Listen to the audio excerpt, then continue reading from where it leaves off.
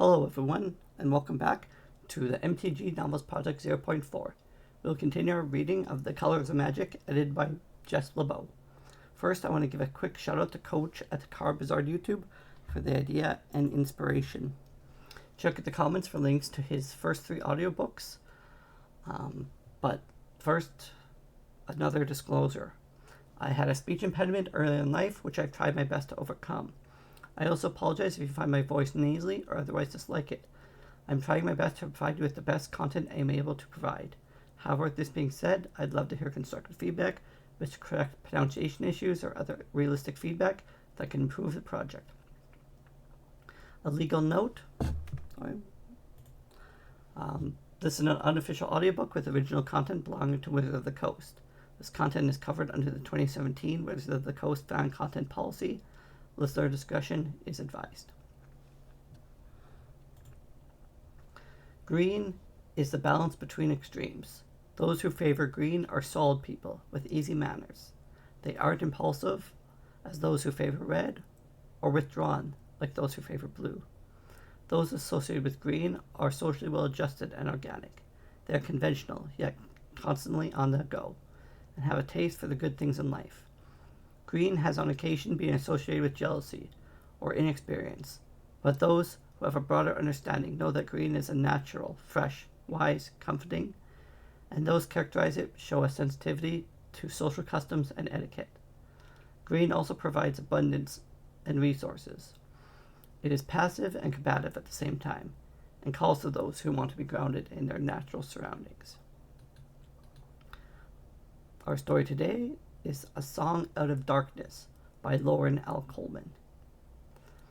Already muted by cloud cover, little direct light penetrated the bayou's thick canopy. It fell in thin, lackluster beams that threw shadow and gleamed dully off black and brackish waters.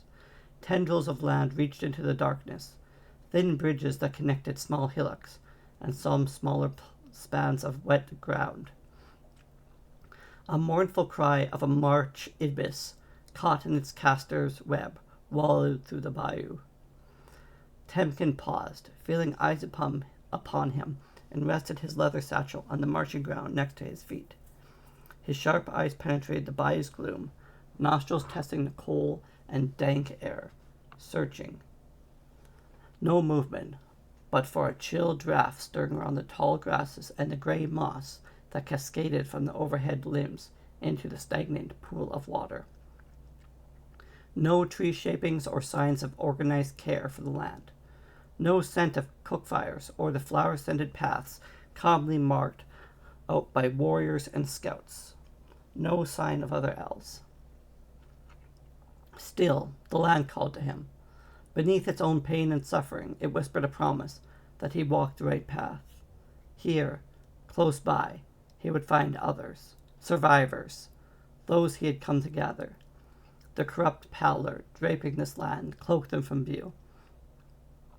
Temkin reached out as the dream had instructed, feeling for the power inherent in the land, and sieged that which nurtured life, drawing it, channeling it, to reveal what the darkness hid from his normal senses. Though not the uplifting experience of nature's pure strength, the bayou provided enough mana for his purposes. Temkin was surprised by how close she sat, resting against the wide bole of the very cypress that stretched slim over him. The shadows retreated, leached away by his summoning of the bayou's limited life force, just enough to reveal her outline. For a brief moment he imagined a darker shadow hovering behind her, the sinister essence of darkness itself, trying to summon the strength to oppose him. Then it, too, was lost, fled back into the bayou. The other elf shifted only slightly in realization that her cover had been stripped. She moved, not to flee, or to embrace her clan folk, but with the simple resignation of a minor concern. "Yes, I am here," she said, voice wary, slurring the unusual melodic speech of the elves. "What words do you have for me?" A touch of despair over the choral greeting trailed through Temkin's heart, but he quickly banished it, because of the importance of his quest. He stepped forward, deeper into the tree's embrace, and knelt into the marshy soil in front of her. Ignoring the clammy wetness that soaked at his knee, shocked by what he saw. He fought to keep concern from ruling his face or voice. He knew her vaguely. That was to say, he remembered her from before.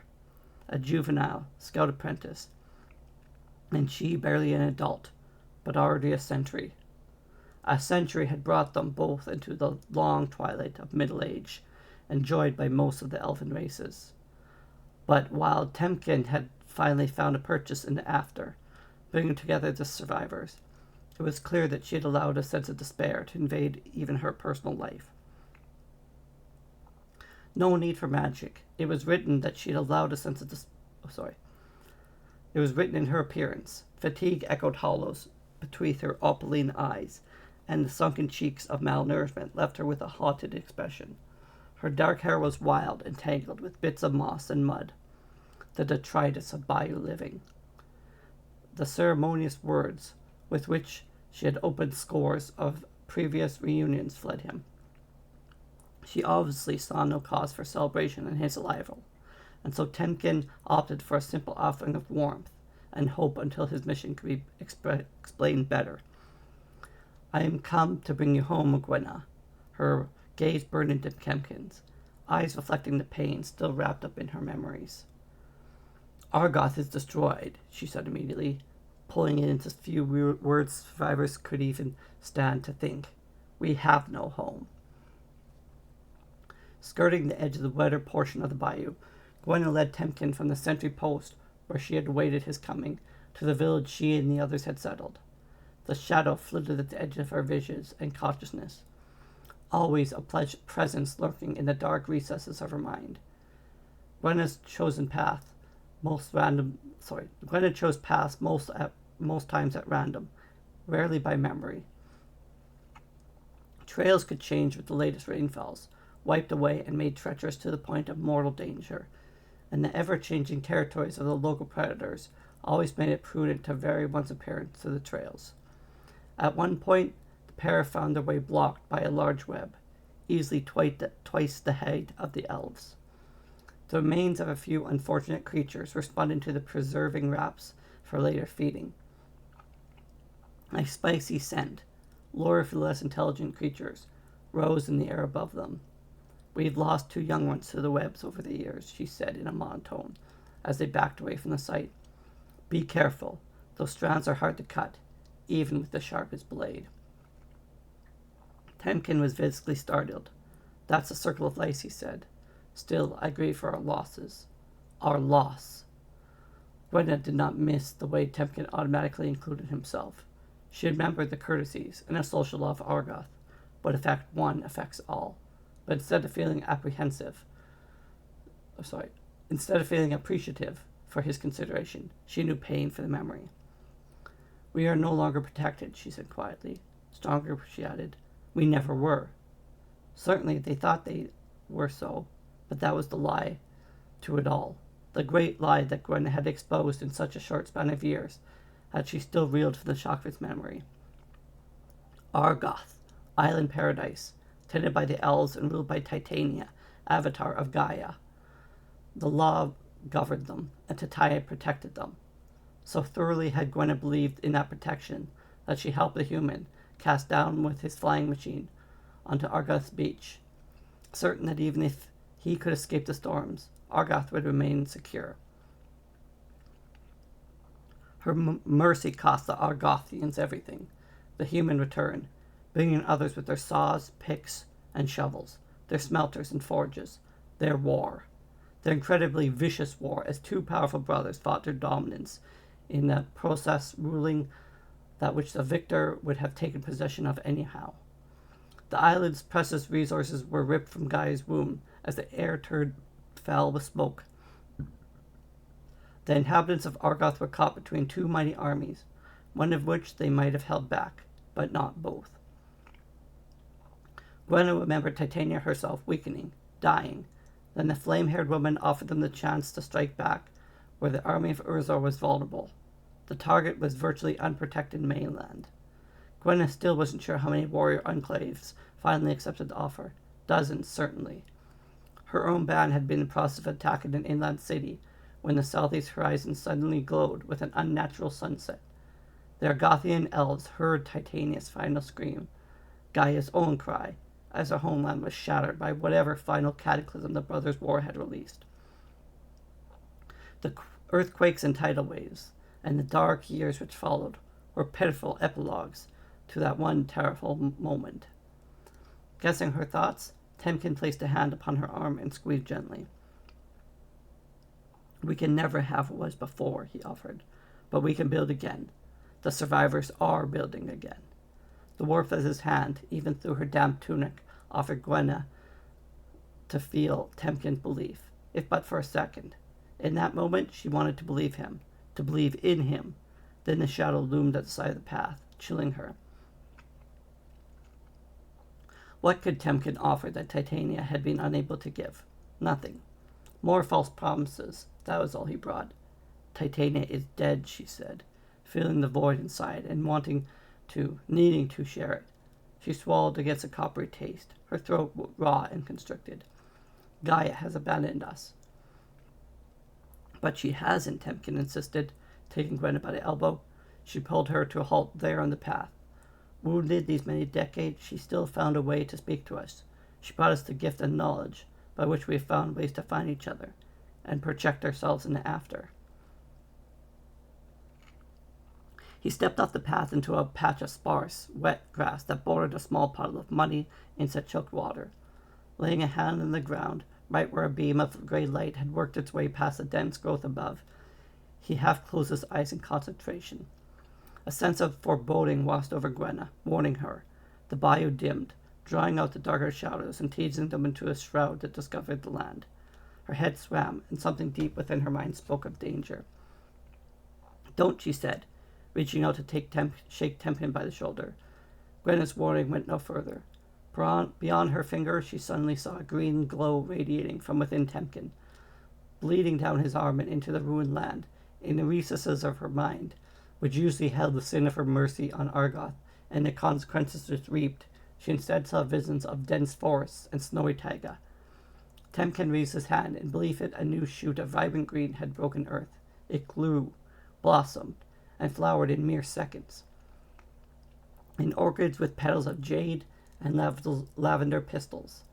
Already, though, the dark force that had been stalking them since Temkin entered the shadows rallied to the challenge. The darkness danced at the edge of Gwenna's vision, and she saw the flower begin to wither and die, as Titania had done. Gwenna felt the elven magic tense beneath her touch, bending in close to the stricken flower. He now appeared to share some kind of special relationship with his creation, drawing from it and strengthening his own aura, which flowed back into the jade orchid and resurrected it. Gwenna's mind clouded. She felt the need to destroy this thing of beauty, this threat to the shadow that marred the bayou's perfection. She caught herself in mid-reach. Only her physical contact with Temkin, and therefore an association with the magic he commanded, intervened and left her hanging in the balance. She knew that to resist was futile and would mean punishment. One did not defy the shadow, especially her. But Gwenna was also a child of Gaia, and to intentionally mar such beauty as the orchid was not easily accomplished. She pulled back, daring to believe Temkin for even the briefest moment. The punishment came swiftly. Darkness broke over and around them, both in a wash of despair. Gwenna fell away to the muddy trail, physically sick. She watched as Temkin glanced up in confusion, his concentration obviously broken, tears rolling down his cheek as the orchid first lost its coloring, then rotted on its stem. He tried to speak, but no words issued from his mouth. Gwenna shook her head. No building again, she said, voice laden with tears. Her eyes no longer cried. We can, none of us, leave. It will not let us. Then the shadow passed again. Temkin's eyes rolled back, and he pitched forward, collapsing into the muck. Calling the collection of ransackable huts and utility buildings a village was optimistic to Temkin's way of thinking. The clearing looked up to a gray, moisture-laden sky, but the poorly thatched roofs could not possibly keep out anything stronger than a morning dew. Walls were full of holes. No one thought of or bothered to make a mud or straw mortar to fill the irregularities between branches. Certainly mud would not be hard to come by here. Doors were commonly a piece of hide stretched over a light frame and leaned into place over one of the larger openings. The huts sketched out a crude circle, which might have been considered a rough tribute to nature's cycle, except for the large opening that framed a path leading deeper into the bayou. At least the ground here appeared drier, though Temkin wondered if that might be relative to his own muddied and sodden state. It was not quite the way he had intended to make his entrance. He and Gwenna leaned against each other for mutual support as they hobbled into the encampment. His head throbbed, and he could only imagine his appearance, disheveled and feeling the worse for whatever had come over him. Even so, he had expected something more than the indifferent look the other elves gave him. Nothing. No words of welcome, no questions after kinfolk who might have been part of Temkin's enclave. He read their harsh lifestyle in the gaunt, drawn faces, as much as the poverty of their living. Resigned and defeated shadowed their features, even the young ones who were obviously born in the after. Not for the first time since entering this forsaken land, he wondered why they remained here. The plains to the north were dying as the climate turned worse every year, but certainly there were more hospitable stretches of forest land nearby, or the coastal regions to the nearby south. If the oceans reminded them too much of what they had lost, at least it could provide nourishment until a suitable refuge could be located. Why did they stay here? Another question answered him, swimming up from the depths of his mind, teased up by the shadow dancing at the edge of his consciousness. Why not? This was an answer, though. He refused to accept it, and the shadow retreated. What had happened to him back along the trail? Gwenna slowed to a halt, testing her own balance, and stepped away from Temkin to let him stand on his own. This is Temkin, Gwenna introduced him to the benefit of those who do not remember him as a youth. He will be staying. There were nods all around. Only as long as necessary, he amended Gwenna's remark. More nods, though to Kempton they seemed to be agreeing with Gwenna. A day, maybe two, just a rest, he told himself, though earlier he had not planned on remaining one night in the bayou. There are other survivors. They're heading west, to warmer forests, we hope. But we'll be together, he finished weakly. We're already together, Gwenna said, though she did not sound certain of herself. Quick nods bolstered her confidence.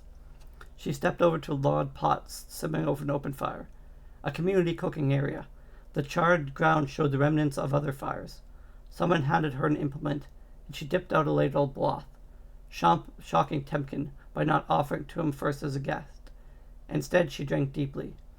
He covered his surprise by wiping mud from the long braids hanging before his left ear, then tucked them back over his shoulder. Gwenna drank again, then handed Temkin a ladle. As her hands touched, she blinked in sudden confusion, as if suddenly at odds with her own violation of custom, but she shrugged it off. Temkin reminded himself of how long these survivors had been cut off from others, of the conditions under which they currently lived. He nodded thanks to Gwenna, to the person tending the fire, and then pulled a deep ladle from the pot. He noticed the grisly meat swimming in the brown broth, and decided if he questioned its source, he might not get a comforting answer. He slopped a bit over the ladle's rim, splashing it to the ground in an offering to Gaia, and slipped the rest cautiously. Over the ladle's rim, he saw reflections to his libation, the briefest touch of surprise, and even anger for his waste of good broth.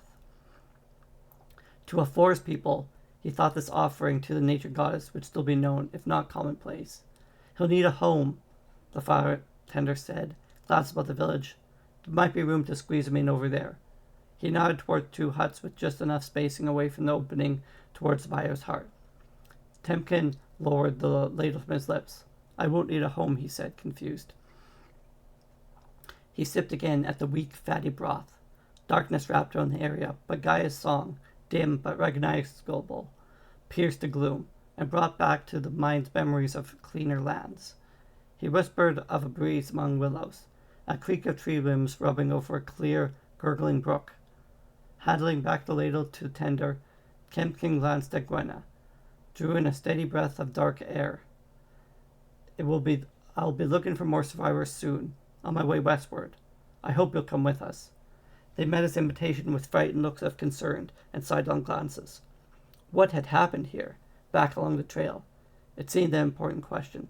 Unfortunately, Temkin had no good answer. Marsh gas or simple fatigue? He remembered feeling ill. He remembered the shadow collapsing after the failure of his spell. He lay in the foul-smelling muck, looking to Gwenna, her words soft and despairing. We can none of us leave. Hasn't there been something more? He couldn't recall. Gwenna remained rooted at her spot near the fire, watching Temkin with a mixture of sorrow and dependency. She nodded to him as she looked away, as if confirming his thoughts. Gaia's calls had led Temkin to her specifically, not the village. She was the key, but how to turn it? The two stared at one another, the first searching, and the other becoming pale and insipid. Rather than affect her with a yearning to quit the bayou, to return with him and bring her enclave. Even now, Temkin would feel pulled to remain. They had no home, not really. Gwenna was correct about that. But did it have to be that way? Everything had its place in nature, hadn't it? He remembered the death of his spell, the orchid, and the sword it brought. We can none of us leave. Why not? What was he missing? Gwenna felt Temkin press up to her, standing behind and reaching round to grasp her wrists in order to control their movements. Eyes closed, she tried to follow his whispered direction, forgetting or placing aside all sensation but her reach for the land's mana. Foregoing sensation was not the difficulty, not for her. Bayou living had made such an easy task. Only the warmth of the touch against her bare wrists offered any amount of distraction. But she couldn't visualize the bayou's life-giving side, when her memories of the dank and dismal place fought against it. Even now its rotten scent clung to them, reminding Gwen of the cold place of shadow where they had chosen to live after Argath's destruction. Temkin reached out her hand forward. There, he said, voice soft but intense. The living force of the bayou, growing trees, plants, animals, the never-ending cycle of life. It's Gaia's song, as you heard it before. She didn't hear it, and if she understood his explanation, she couldn't remember ever hearing it, which could be a problem. Also, she did not fare keeping her eyes closed, shutting off her best warning of the danger that the bayou could visit on them at any time. In her mind's eye, the darkness encroached upon them, drawing tighter every time they called upon the magic of the land. I can't touch it, she said, resigned. Deeper within her mind, she also knew that she didn't want to touch it, and shouldn't be trying. She wouldn't have been, except for the reserve of energy that Temkin seemed to be able to tap into them for the both. It's not there. It is, he insisted, and you've seen it once already. It's not there for me, she said, squirming from his embrace. Still, the memory of the Orcus almost made her believe, until the shadow's touch fell upon her and dimmed the memory again. Temkin's grip tightened on her wrists. It has to be, he said. Then quieter, he observed to himself. There must be a reason I was led to you first. From Gwenna's point of view, it was she who had come to meet Temkin. I was sent, she said slowly. They grew confused, as if a dark shroud had suddenly been pulled across her mind. She saw no use in arguing the point. Frustrated and tired, she saw little use in continuing the exercise. Let it go, Temkin. Magic is just one more false promise. Have you forgotten Titania? The cyanal druids? He spun around. Magic is part of our lives, just as it was then. Opening her eyes, Gwenna caught the expression of concern that had taken control of Temkin's face. His eyes pleaded with her to believe, to try. Her gaze twitched away involuntarily, searching the darkness beyond the isolated clearing, and finding the bayou shadow looming over all the elves had built, dampening their lives. It did not help any of us, she said listlessly. Eyes narrowing, the elf mage glanced over his shoulder, following Gwenna's own gaze into the darkness. Let it go, she whispered again, tired and imploring. No. He didn't sound as certain of himself as before. His hazel eyes blinked their doubts. Then his voice grew stronger. The potential exists within you, and it has to be the seeds of your release. Try again. He guided her back around, keeping hold of her right hand, and moved up beside her, stretching his own right hand out ahead of them both. He glanced at her face and frowned. You have to touch me, Gwenna. Trust did not come easily in the bayou, but Temkin's touch wore away at the despondency that blanketed their lives. The darkness rallied, forced itself in on her, but a temporary breeze through the overhead canopy rustled the leaves and branches and brought to her the faintest touch of nature's song. Gwenna seized upon it and nodded to Temkin, uncertain and apprehensive, then closed her eyes again, reaching out. This time she felt a familiar pull, as before when Temkin reached into the bayou to bring forth an orchid. He was channeling the land's mana and allowing her to feel it course through him. Accept it, he whispered. Allow Gaia's power to work through you towards the beauty of life's never-ending cycle. Find in your memories the strength you remember from the other lands you passed through, other lands that touched you, and you touched in return. This place has similarities to those if you look. Gwenna tried, and as the darkness began to grow a subtle green, she fought for any memories that might banish the pervasiveness of the decaying bayou, that might banish the shadow, but it was not so easily dismissed. Despair rolled up under the surface of Temkin's promise, challenging the place he had won inside Gwenna's mind. Dark energy touched her, washing over her in a stronger wave than Temkin's mere offering. The shadow moved through her, never long enough to completely make itself known, but a presence nonetheless filled with raw power. Gwenna felt the clammy touch of death against her left hand, in her heart, mind, coursing through her veins, threatened to burst if she did not find some way to release it. She struggled against it, despising its basic nature, but unable to throw it off. She did not want it. She had never truly wanted it, and she would not do anything now to be rid of it. The power surged against the life force running through Temkin, overwhelming and consuming them both. It bound the two of them together, draining away strength. Gwenna opened her eyes and stared into the face of Temkin as he paled and grasped for a sudden lack of breath. The elf managed to jerk away, breaking his bind to Gwenna in an effort to stave off the pain invading his own body.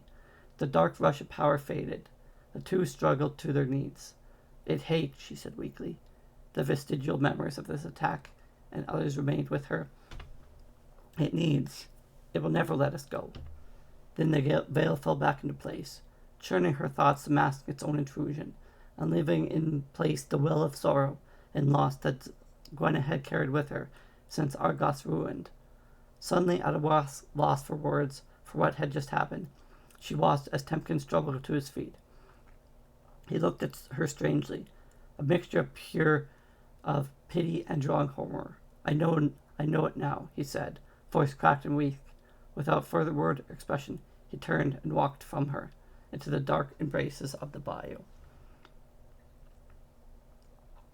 Clinging mud squelched from Temkin's every step in protest of his passage, until the peninsula of marshy ground ended abruptly, plunging into the black and fetid waters of the bayou. A light and patchy mist roiled the surface, chill and clammy, as ghostly tendrils worked their way through seams in his trousers. Lonely cries suddenly to his right, then left, as a pair of mist lynxes challenged each other. A black feathered marsh gibbous glided by, and then soared upwards in an attempt to penetrate the thick canopy. Temkin settled back in his haunches, shaking off the draining effect that had challenged through Gwenna. He still felt its dark trust, trailing its icy claws to the base of his spine, clutching at his heart, clouding at mind. It hates, she had said. It needs. A malevolent intelligence was working through her. It was keeping her, keeping them all, he was sure, imprisoned within the bayou. Something silvered off in the waters, crossing the muddy ground behind him, and paused with its sense of body heat. Temkin whispered to it a piece of Gaia's song, urging the viper along its way. Never once did he need to turn and look at it, so in tune to nature's forces around him.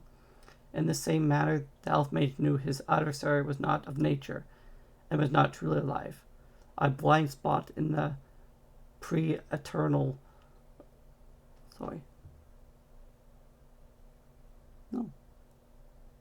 preternatural sight gifted him with the wielding of the land's magic. As a worker of the forest mana, Temkin had recognized in the bayou its sources of nature's magic. He had ignored its darker aspects, a mistake that proving near fatal today. No longer. He glanced over his shoulder and found the lights of the village cook fires, a distant and dim glow between the trees and the brush. Far enough, he decided, wanting no distraction. Temkin swallowed against the taste of mildewed plant life, now acutely aware of the aura of death that held the bayou in its grip, and prepared its casting. A cacase, a stringy, bilious green moth, blocked most of his view to the right. The living waterfall turned black and was decaying where it met the water scum surface. He focused on it, drawing mana from first the bayou's living side, and then from his memory of Krog's struggling young forests, and the forest taiga north of Argive. He took it into himself, feeling the suffusing glow of life, and turned his focus on the hanging moth. It responded immediately. New color-brightened central frauds, and the spread outwards and down. Rotted stringers were formed, growing thicker with new life, until the entire cascade of vegetation was once more vibrant with Gaia's energy.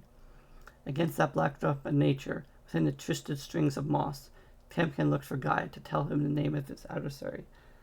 The first stage of understanding of battle was the nature opponent. Shadow. Simply shadow. Temkin frowned, expecting more. Nothing could pass through the world without Gaia's knowledge, without leaving behind some kind of imprint, even an unincorporeal form, unless Gaia, too, suffered a blinding to things not of nature.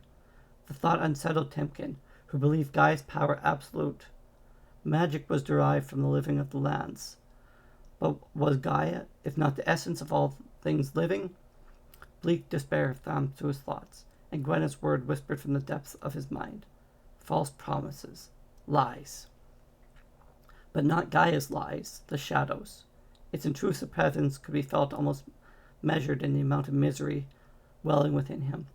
Shifting his focus, Temkin drew upon the mana already at his disposal to enshroud and protect him. A sublime warmth filled his veins, giving strength and clarity of thought, driving out the despair and sorrow for a moment had intruded. Temkin cast nature's energy outward, scattered it over the landscape. In his preternatural vision, he saw pieces of magic detach themselves from that which was living, nurturing, and strengthening. The magic also attacked that which opposed it, the disease and decay inherent in the dark side of the bayou, in the plague-ridden incense and swamp routes, and in the life-draining miasma, the shadow. It hovered there, not 10 arms' length from his left shoulder. The frosty myth curled up to his cloak, what would have been feet and legs in a normal creature. Upwards from there ran the blackness. It is not a true shadow, not the absence of direct light. Instead it was evil. Foulness and corruption somehow made incarnate here in the bayou. It turned and twisted, as if swatting out the magic, attacking it like an insect. It folded in on itself, at times almost corporeal. At other moments merely an indiscernible piece of night broke off from the rest. Then it was gone.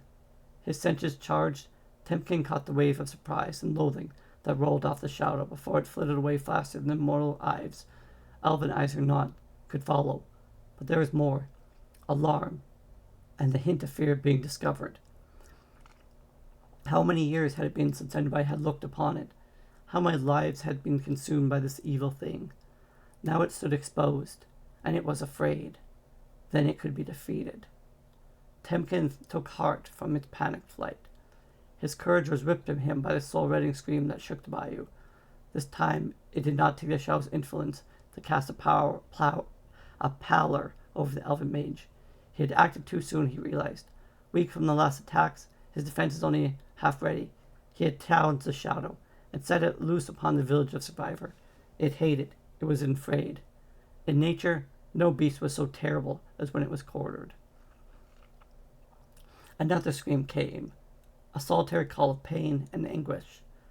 Temkin heard no answering challenge from the elves, no waves of sorrow or anger. There was merely a despondent silence, interrupted only by the cries of its victim. The elf rose, his jaw clenched, his muscles tight. He spat against the foulness of the bio's corruption. This was no way to live. Domesticated prey to some unnatural force. One way or another, he'd find a way to set these survivors free to rejoin the cycle of life. Gwenna stood between huts in the open space that fronted the bayou's heart, rooted to the spot in a mixture of fear and black desolation. Sweat beaded on her forehead, and a caustic taste of bile burned at the back of her throat. The muted gray light filtered down through the breaks in the overhead canopy, dimmed as if from an early sunlight. Cooked fires burned low and went out, as if downced, where the shadow swept near. People, her people, lay in the muck or sprawled, their breathing shadowed, their eyes vacant, as if staring into a void. They screamed only as the chill finally took them. Otherwise they bore their suffering in silence, trying not to draw attention to themselves. The elves retreated deeper within themselves in an effort to escape. Except for Gwenna, untouched. She tried to make sense of the situation, but the confusion within her mind argued against any fair effort to understand. The sickness, the madness, the chill, the shadow. How many times had it swept their small dying community? It came whenever someone brought forth the idea of moving on, of leaving. It brought madness among them, infecting others until the bayou claimed its terrible price in a night of terror. Her stomach churned. So many lives, so many of Gaia's children, wasted away to nothing over the decade. How many times? Dozens, certainly. But Gwenna could remember the first night when she had decided that the bayou's embrace must be endured. Hadn't they learned already? The law was set, and the challenge had only brought misfortune. One did not question the law or take action against it. What was the point? Better to succumb. Better you lived in ignorance. So she had led her enclave. Another scream tore through her mind. The shriek tapered off to a whimper. No, there was no magic, no song or savior. There was only a hand on her arm. Temkin. Where is it? He asked, voice frank and insistent. The shadow shroud blanketed her mind, distorted the words to very recognizable sounds. Gwenna felt silent tears slid down her cheeks. Gone, she answered. All gone. Destroyed. His bright hazel eyes searched the gloom. I know it's here. His grip on her arm grew tighter and more painful. I can't hold it in place. Can't beat it without you, Gwenna. Where's the shadow? It was there at the end of her vision, teasing her with a shape that could never quite define. It reeked of the bayou, its stagnant water and diseased animals and decay. She shook her head and swallowed. Her throat was raw and tasted of blood. To name it invited punishment. Better to stay quiet and hope the chill would pass her by. Well, I know one way to get its attention. Timken bent forward, sprayed its hand out, driving fingers into the moist earth. Immediately an aura of deep green wrapped itself around his body. Grumman remembered he had done this before, when he raised the orchid of jade and lavender from the cursed land. Now he seemed stronger, steeped in power. This time the aura flared at once, and dove into the earth, to raise the orchid instantly. In a blink it grew and flowered. Its petals swayed softly in the tune to Gaia's song. Savior song, and magic. Gwenna felt the hold over her slipped a fraction, as darkness grew back to build strength and rally. The sweet perfume of the orchid drowned out the bayou's corrupted scents. Its colors tinted the land around her, the wonderful green of a bright sun diffused by heavy forest leaf. She tried to flinch away. Better to live in ignorance. No, the song whispered. Better to live. She turned, reaching out to Temkin's support. She froze as the shadow once again revealed to her the darkest of her memories, the loss of Argoth, the trees burned, the land razed, her people dying. But she did not see it with the detachment that time offers against all wounds. She remembered it as it were happening now. She saw it, feeling the guilt of her decisions, her actions, which had cost the Argothians everything they held dear. The guilt locked up in every joint of their bodies. Anguish froze her muscles, and despair blanketed her thoughts. The orchid began to wilt, its beauty fading once again. She didn't want this. She would do anything to be rid of it. This time, Kempkin stood ready. He reached out slowly, the tip of a finger touching hers in the simplest gesture. Warmth flooded her. The magic come coursing through her with energy. It was enough to break the hole once again, to give her the choice of action or withdrawal, courage or despair. She looked to the wilting orchid. Its fading sight reminded her too much of the broken promises of before, and almost pulled her down it with the darkness swept in closer to claim her. She fought against it. She did not want this. She would do anything she could to kill the shadow. In the snatch of song that haunted her, echoed in her mind from long ago, Gwen responded to the reminder that a wilting flower was as much a cause for joy as for sadness. The cycle of life controlled everything in nature's world. Everything born of the earth returned to it eventually, and for death always came life. Gwen reached out, as Temkin had tried to teach her, accepting the orchid's death as a turn of nature's wheel. From it something else will grow.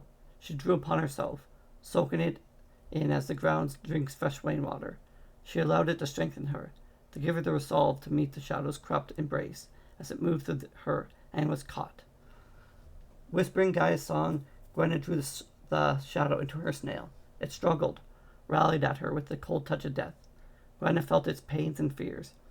Just as despair had so many times worked to sap her will and strength, so now the fear of the shadow worked against it, making it valuable. The song in her mind and in her heart grew stronger until it wrapped around them both. It lured the shadow deeper into Gaia's embrace, where it screamed inside Gwen's mind. Temkin brought his fingers from the earth. The heavy residue had stained them black. Not the foul black of the bayou. This time it was rich, loamy color of fertile farmland. That too would fade as magic lost its hold and the orchid died. But it was enough for now to remind him of the cycle, and the cost that life sometimes demands. He stared at his hands, at the slowly fading orchid, at anything but the figure standing just over his shadow. He rose and turned in one fluid moment, meeting Gwen's tortured gaze. Her eyes stared ahead, unblinking. A silent tear of bright blood welled at the corner of her eyes, then trailed down her cheek. The gauntness of her face had faded, drawn inward with the shadow's poison, leaving her with a touch of her youth in these final hours, perhaps her final moments. "You should hurry," she said, the words softly slipping between lips that barely moved. "I can hold it only so long." The mage frowned, biting his lower lip as he considered. "We could try to kill it," he offered, sensing even as he put the idea into words that it would not work. Gwen blinked away a ripple of pain, her opaline eyes falling on Temkin. "It is already dead," she said. The magic still wrapped around him. Temkin felt Gwen's life force draining as she used it to hold the shadow imprisoned. Piece by piece, she sold herself to counter its attempt to escape. Temkin felt the struggle raging, and he had originally sensed her final decision to lure the shadow to her and hold it fast. He had thoughts to try such a tactic himself, binding both his own life force and the primal essence of the shadow to the orchid's power, but now he doubted that would be able to succeed. Temkin had not lived here for decades in the bayou, adapting to the darker side. He had never come to terms with the shadow, the way he knew that Gwen had. To hold it within himself would almost certainly have killed him. He still wondered at the shadow's origins, and what exactly governed its existence now. But those were questions to which he doubted he would ever have answers. What a shadow had been, or was, Gwen had known it long enough to identify its basic nature. It hated, yes, but it also needed. It needed the owls in the bayou to feed off to survive. But even if they existed outside of Gaia's embrace, the shadow could still be made to obey her laws, when it intruded into nature's world. But the price. Temkin bowed to Gwen's resolve, and silently thanked her for the sacrifice she made. As if awakening from a long nightmare, owls stumbled from their huts or rose from their lethargic positions. Some did not rise and never would again. They were part of Gaia's price, exacted so that others might live and bring life into the world again. Most were crying. The pain on their faces was the first real sign of animation Temkin had seen. "Assemble quickly," he said, voice with emotion. "We must leave the bayou." A few thoughts to move toward Gwen, his hands reaching out for sympathy. But Temkin stepped in front of her. "Go," he commanded. "Gaia will watch over her." They grabbed what few traveling articles they could find in moments. Temkin turned back and saw that Gwenna was nearly lost to him. Her green eyes dimmed as she turned her energies to the inward battle. This day, he said softly, willing her to hear, you have absolved yourself of any blame I might still held for you, Gwenna. There's no greater gift than life. He gently took her by the shoulders and eased back to the ground near his orchid. Her face and the flower both recovered a spot of color before they began to fade again, this time more slowly. Let the orchid sustain you for as long as possible, and Gaia will bring you to her before it can hurt you again, Temkin said. Before he could think of it, the better of it, he spoke the name he had denied his lips for too long. Our Goth will rise again, he promised Gwenna. We will rebuild. In a grey-lit clearing completing a rough circle of dark and abandoned huts, Gwenna sat upon the water-laden ground, with her back to the heart of the bayou. An icy rain began to sprinkle down, spouting against a pool of water and slowly churning the ground. The orchid's lavender petals dripped water into the flower's cup, and petals sagged with extra weight. The regular rhythm of its wash played accompaniment to the gusting wind that rubbed branches together and sawed at the long grasses. The rain carried with it the hint of brine, borne from not too distant ocean. It was a clean scent. Gwenna continued to hum Gaia's song. In her mind, the shadow grew stronger as it warred with the nature's memory, her memory of Argoth. The elves had left. Animals died. Forests were stripped away. The land itself struck from sight, rolled over by oil-slicked water.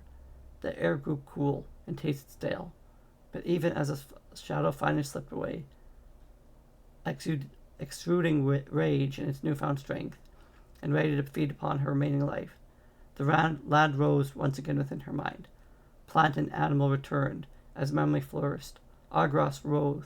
With the last of her strength, Gwenna allowed herself to slip away into the memory, carried on Gaia's song and her promise that life would always follow. Thanks for listening to the story. It is A Song Out of Darkness by Loren L. Coleman. And thanks for listening, and we'll be back for another story. Thank you.